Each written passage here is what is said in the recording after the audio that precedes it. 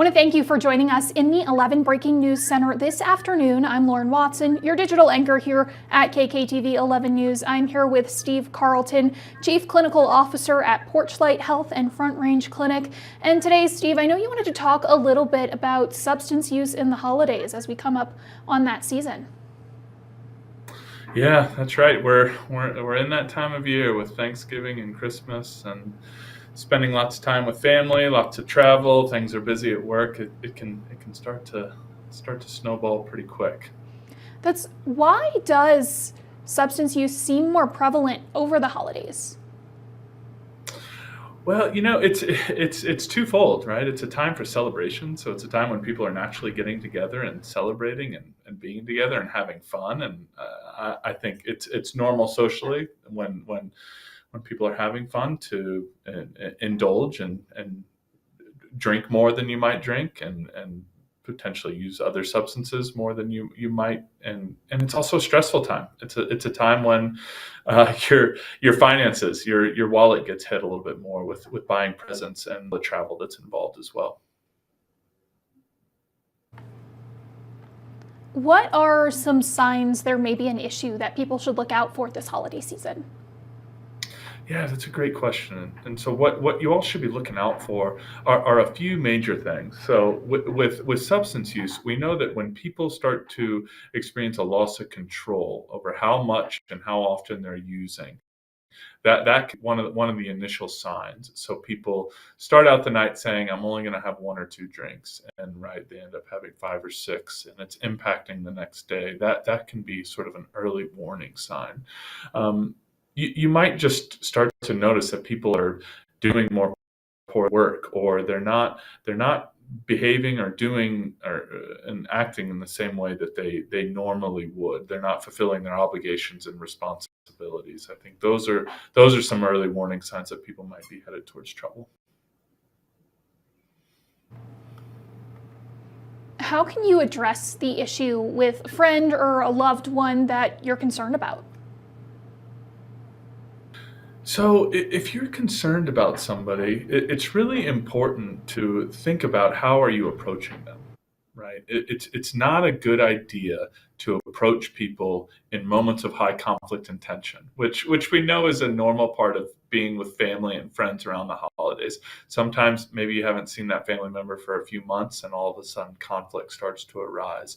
In that moment, not a good time to do it. So I would say the most important piece for you all at home is to pick your spot, right? To try and be more organized about when you're approaching that conversation, right? Is that over morning coffee? Is that going on a walk, right? Who else do you want to be a part of those conversations? Really important things to think about.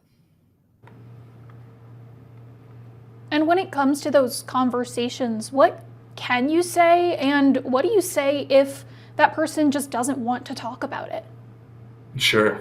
So if you're having that conversation, it has to start from a place of compassion, right? It has to start from a place of, I'm worried about you. I love you and I'm concerned about you. I think starting with those words is really essential.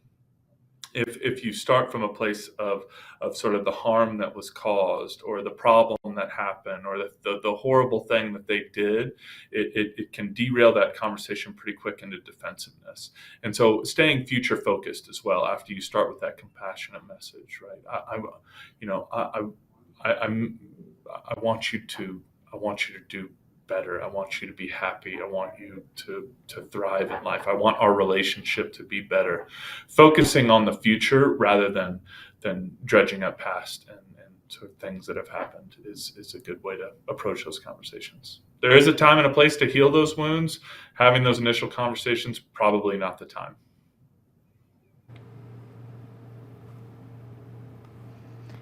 Do these concerns always mean that a person needs to stop drinking or stop taking a substance completely? So I think oftentimes when we think about substance use, people think about it in a binary way. They think people either have a problem and they need to stop using all substances completely, or they don't and they can continue on as is, right? And that's a very all or none approach, which is never the way to approach a chronic problem. So the first step is really understanding, like, so where are people on that spectrum? If they're on the severe end of that spectrum, then thinking about things like quitting completely and abstinence is probably correct, right? If it's that mild to moderate realm where it's people are starting to experience that loss of control about how much and how often they're using, or they're just starting to sort of experience consequences and fights in the family, then I think you do have more options. And coming up with strategies and ways to just decrease use are on the table, and things that should be considered. Talking a little bit specifically at you guys over at Porch Health, I know you guys have a program that's called the Drinking Less program. Can you talk to me a little bit about that? Yeah, so our Drinking Less program, so at Porch Health Front Range Clinic, I mean, what we try to do is meet people where they're at. We're a harm reduction model, meaning we are not a substance use program that preaches at people that abstinence from all substances is the only way. We recognize that people might be coming in to see us anywhere on that sort of spectrum of severity, from very severe to mild. They're just starting to experience problems. And when you have that, what we're trying to do with the Drinking Less Project is having open, non-judgmental conversations with a therapist and a medical provider about what does it look like to drink less? What does it look like to just reduce the amount of alcohol that you're consuming over the course of a day or a week, right? Are things like switching from liquor to beer or wine sort of helpful? Looking at sort of what is your access to alcohol? How much are you buying sort of per week? Like, how can you decrease that accessibility to alcohol? All these like just really practical ideas for how can you think about your relationship with alcohol differently rather than all or none, I drink or I don't drink. Steve, And then one more thing I I'll am add to so that, sorry. Lauren. You go ahead. Sorry.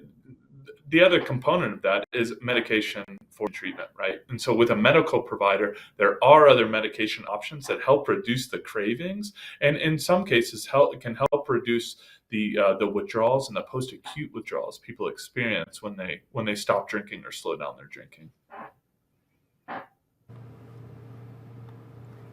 Well, Steve, those are all the prepared questions that I had for you this afternoon. Before we wrap up, where can people find you? And is there anything that we didn't touch on today that you really wanted to make sure we got across to our viewers at home?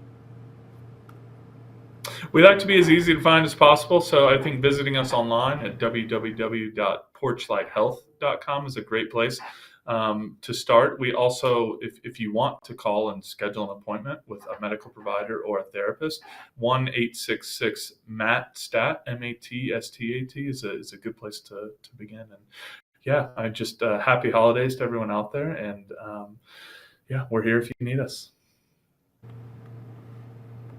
Steve Carleton, Porch Health Front Range Clinic, thank you so much for taking the time out of your day to talk about this very important topic with me. My pleasure. Thanks, Lauren.